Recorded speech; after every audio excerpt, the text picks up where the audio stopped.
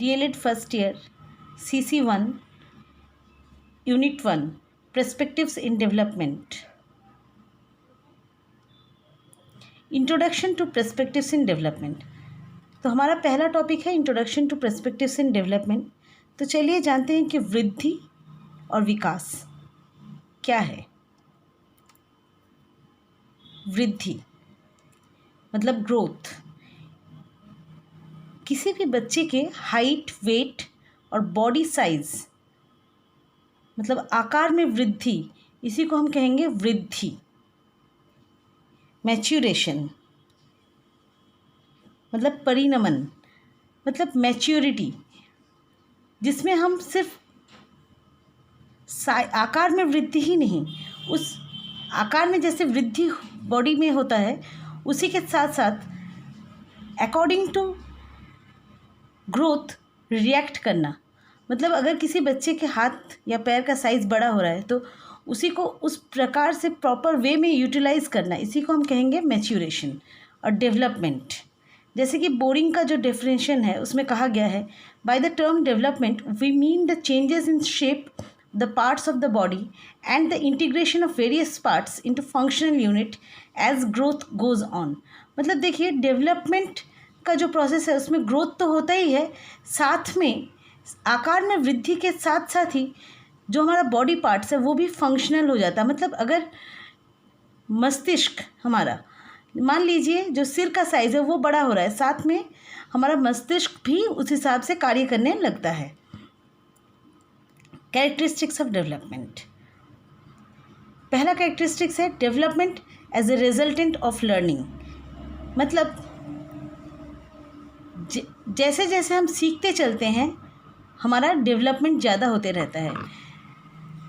जैसे मान लीजिए पहले तो ग्रोथ होने के कारण हमारे हाथ पैर का साइज़ बड़ा होता है, और जैसे जैसे हम सीखते चलते हैं तो हमको ये भी पता रहता है कि हाथ पैर को कैसे यूज़ करना है। दैट मीन्स अब हम कहेंगे कि हमारे बॉडी का डेवलपमेंट हुआ है। पियाजे के अनुसार डेवलपमेंट का जो प्रोसेस है ये एक सिंथेसिस प्रोसेस है। मतलब इसमें मैच्योरेशन, एक्सपीरियंस, साइकोलॉजिकल कम्युनिकेशन और साइकोलॉजिकल बैलेंस, ये चारों चीज़ें होती हैं। मतलब हम मैच्योर तो होते ही हैं, साथ में मैच्योर होने के साथ साथ हम एक्सपीरियंस भी गेन करते हैं और एक दूसरे के साथ साइकोलॉजिकली कम्युनिकेट करने लगते हैं। मतलब कभी वर्बल कभी नॉन वर्बल। मतलब देखिए, छोटा बच्चा जो वो हमेशा बोल नहीं पाता है, लेकिन वो अपने संकेतों से हमें समझाने की कोशिश करता है। और साथ में साइकोलॉजिकल बैलेंस, जैसे हम कुछ चीज़ें हमें चाहिए, हम उसके लिए पहले तो मांगे करते हैं अपनी, अगर वो ना भी मिले तो हम अपना बैलेंस करना सीख लेते हैं, या फिर मिल जाए तो पहले हम उत्साहित होते हैं और उसके बाद भी नॉर्मल बैलेंस में हम आ जाते हैं। नेक्स्ट कैरेक्टरिस्टिक्स देखते हैं, continuous and life long process. देखिए, डेवलपमेंट का जो प्रोसेस है ये कंटिन्यूसली चलते रहता है। डेवलपमेंट का process through out the life, मतलब जन्म से लेकर मृत्यु तक चलता है। डेवलपमेंट का जो प्रोसेस है ये हर इंडिविजुअल के लिए अलग अलग है, लेकिन पूरा प्रोसेस एक साथ चलता है। मतलब हर बच्चे का डेवलपमेंट अलग तरीके से होता है, लेकिन पूरे बॉडी का जो डेवलपमेंट है वो एक साथ होता है। ऐसा किसी भी बच्चे में नहीं देखा जाता है कि किसी एक बॉडी पार्ट का ग्रोथ हो रहा है दूसरे पार्ट का नहीं हो रहा है। पूरे बॉडी पार्ट्स का एक साथ ग्रोथ होता है, तो इसको हम क्या कहेंगे, group development. Different aspects of development are interrelated. देखिए, एक चीज़ है कि डेवलपमेंट में कई सारे एस्पेक्ट्स हैं। जैसे मान लीजिए मस्तिष्क का डेवलपमेंट, इमोशनल डेवलपमेंट, ये सारी चीज़ें एक दूसरे के साथ रिलेटेड होती हैं। Next, development has a uniform pattern. Development का एक पैटर्न होता है जो कि हम देखते हैं कि कोई भी बच्चा पहले बैठना सीखता है उसके बाद ही वो चलना सीखता है। ऐसा किसी में भी नहीं देखा जाता कि पहले चलना कोई बच्चा सीख जाए और उसके बाद में बैठना सीखे। Principles of development.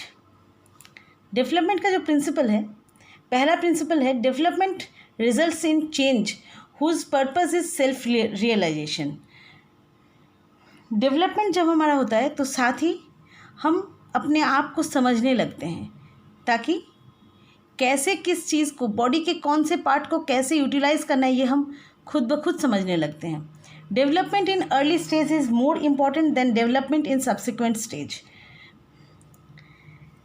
जब हम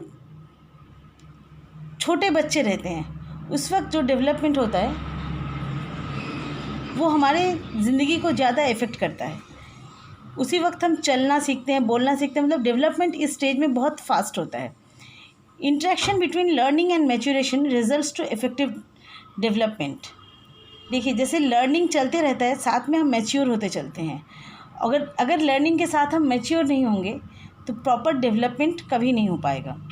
ways of effective development can be predicted, मतलब किस प्रकार से अगर एक बच्चा डेवलप करेगा तो वो प्रॉपर डेवलपमेंट उसका हो पाएगा, ये उसके अभिभावक बहुत आसानी से समझ सकते हैं।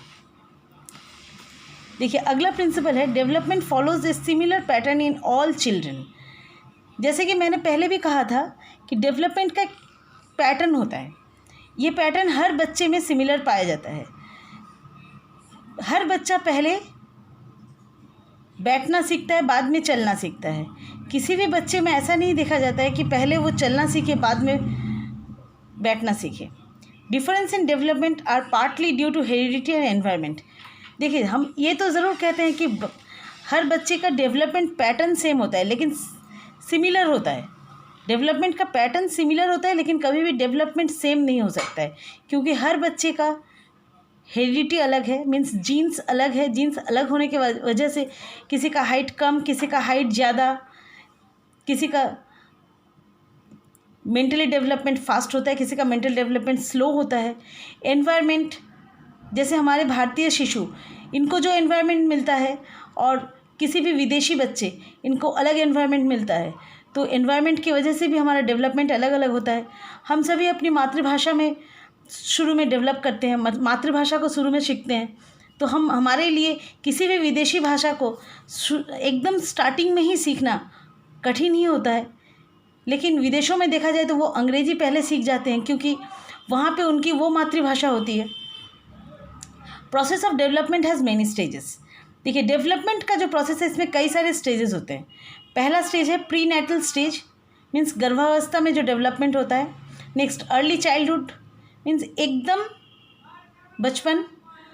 चाइल्डहुड मीन्स जो 5 से 11 साल तक का एज है। उसके बाद एडोलेसेंस स्टेज। अच्छा, each stage of development has a specific social expectation. देखिए, हर स्टेज में हम बच्चे से कुछ एक्सपेक्टेशन रखते हैं। जो पहला स्टेज है, जैसे कि prenatal stage. Prenatal stage में हम एक्सपेक्ट करते हैं कि हर बच्चा एटलीस्ट ह्यूमन बीइंग का आकार, मीन्स मनुष्य का आकार लेगा। Next early childhood stage. इस स्टेज में हम एक्सपेक्ट करते हैं कि बच्चे बोलना सीखेंगे, चलना सीखेंगे, बातों को समझना सीख जाएंगे। तो हर स्टेज में हमारा कुछ एक्सपेक्टेशन होता है, और अगर ये एक्सपेक्टेशन कंप्लीट नहीं होता है तो उस वक्त हमें उसके लिए कुछ मेजर्स लेने पड़ते हैं। नेक्स्ट, अगला प्रिंसिपल देखते हैं। In each stage of development some physical and psychological problems can be observed which effects the rate of development. देखिए, जब बच्चे थोड़ा थोड़ा चलना सीखें या फिर बोलना सीख रहे हैं, लेकिन पूरे चीज़ों को समझा के बोल नहीं पाते हैं, तब बच्चे थोड़े चिड़चिड़े हो जाते हैं। तो इस टाइप के प्रॉब्लम्स हम हर स्टेज में कुछ ना कुछ प्रॉब्लम्स हम देखते हैं। Satisfaction level varies at each stage of development. It is highest at early stages and lowest at adolescent stage. जो हमारा लेवल ऑफ सेटिस्फेक्शन है डेवलपमेंट के हर स्टेज में ये अलग अलग होता है। छोटा बच्चा जो है, उसको अगर आप एक चॉकलेट दे के सेटिस्फाई कर सकते हैं, तो उसके नेक्स्ट स्टेज में, मीन्स जब अर्ली चाइल्डहुड में आप एक बच्चे को चॉकलेट दे के सेटिस्फाई कर सकते हैं, लेकिन नेक्स्ट स्टेज में आप सिर्फ उसको चॉकलेट देने शायद वो सेटिस्फाई ना भी हो, उसका कुछ डिमांड भी हो सकता है। अब वो डिमांड करना सीख चुका है, मतलब सेटिस्फेक्शन लेवल उसका चेंज हो चुका है। Objectives of understanding development. देखिए, डीएलएड का जो कार्यक्रम है ये एक टीचर ट्रेनिंग प्रोग्राम है, तो डेवलपमेंट को क्यों समझें या क्यों समझना ज़रूरी है एक टीचर के लिए, ये भी हम जान लेते हैं। तो सबसे पहले to understand the stage of development and behaviour related to it. जैसे कि मैंने प्रिंसिपल्स ऑफ डेवलपमेंट में अभी कहा था कि हर स्टेज में अलग अलग सेटिस्फेक्शन लेवल होता है, तो बिहेवियर भी बच्चों का अलग अलग होता है। तो हर स्टेज के हिसाब से वो कैसा बिहेव करेंगे, ये जानना हमारे लिए बहुत इम्पॉर्टेंट है। Next, rate of development and expectations from the child. बच्चे का रेट ऑफ डेवलपमेंट कैसा है, ये अगर एज ए टीचर हमको समझ में आ जाए तो हम उसी हिसाब से उससे एक्सपेक्टेशन करेंगे, और इससे फ़ायदा ये होता है कि कहीं भी सेटिस्फेक्शन या डिससेटिस्फेक्शन का प्रॉब्लम नहीं आता है। Creating environment according to rate of development of the child. बच्चे का रेट ऑफ डेवलपमेंट अगर बहुत फास्ट है तो उस हिसाब से उसको वातावरण हमको प्रोवाइड करना पड़ता है, या फिर अगर बहुत स्लो है तो उसका रेट ऑफ डेवलपमेंट ताकि फास्ट हो जाए इसके लिए भी हमको व्यवस्था करनी पड़ती है। Next, development and adaptation. देखिए, डेवलपमेंट के साथ साथ बच्चों को नए वातावरण में कोप अप करना या नई चीज़ों के साथ एडप्ट करना, ये भी सिखाना बहुत ज़रूरी है। इसीलिए टीचर्स के लिए डेवलपमेंट को समझना बहुत ज़रूरी है। Development and education planning. बच्चे का डेवलपमेंट जिस प्रकार से हो रहा है, अगर उसका एजुकेशन प्लानिंग भी उसी प्रकार से किया जाए तो बच्चों के लिए आगे चल के बहुत आसान हो जाता है और एजुकेशन में उनका मन लगा रहता है। Next, development and occupation planning. अगर मान लीजिए कोई बच्चा शुरुआत से ही देखा जाए कि वो तकनीकी चीज़ों में बहुत आगे बढ़ चढ़कर हिस्सा ले रहा है, तो उसके लिए हम पहले से प्लानिंग करके उसको आगे चल के किस टाइप का जॉब उसके लिए सही रहेगा, उस हिसाब से उसके एजुकेशन को भी हम प्लान कर पाएंगे। मतलब डेवलपमेंट के साथ एजुकेशन प्लानिंग और डेवलपमेंट के साथ ऑक्यूपेशन प्लानिंग बहुत ही रिलेटेड है। Thank you.